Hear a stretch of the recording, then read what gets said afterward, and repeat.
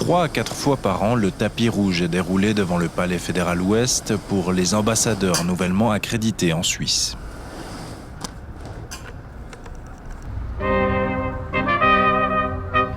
Au cours d'une cérémonie, les diplomates remettent de la part de leur gouvernement leur lettre de créance à la présidente ou au président de la Confédération.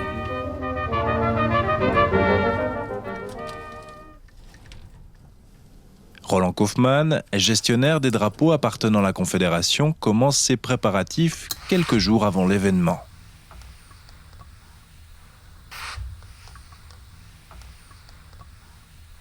Il veille à ce que chaque ambassadeur soit reçu avec le bon drapeau de sa patrie.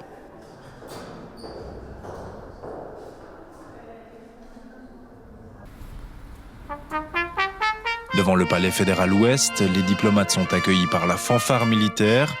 Escortés par la police, ils arrivent à brefs intervalles pour la remise de leur lettre de créance.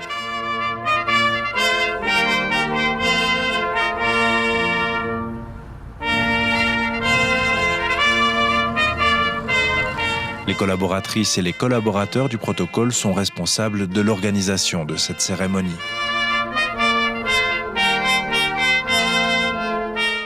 Nathalie Marty, chef du protocole du DFAE, explique la signification de cet événement.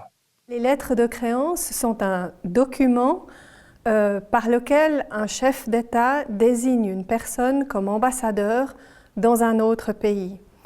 Il y a toute une procédure pour accepter une personne comme ambassadeur et la remise des lettres de créance est le dernier élément de cette procédure.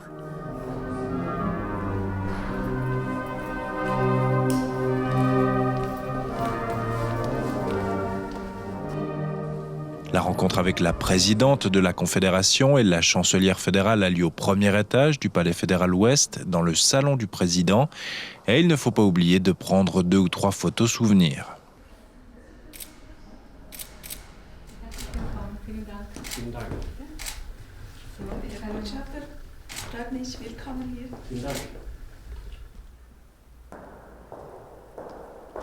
Vu de l'extérieur, cet événement semble très digne et aussi très formel, mais est-ce uniquement la Suisse qui reçoit les ambassadeurs dans un tel cadre?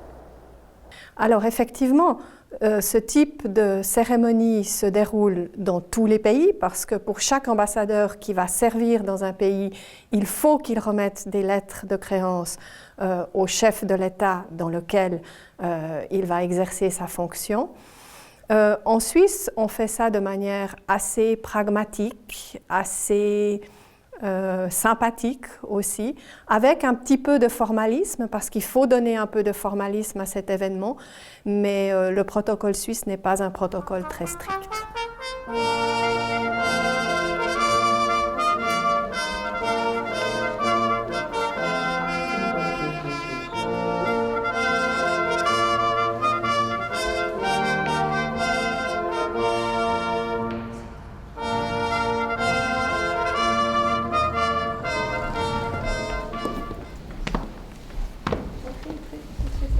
Madame la Présidente, Son Excellence, Madame Salka Yamar, ambassadeur de la République islamique de Mauritanie.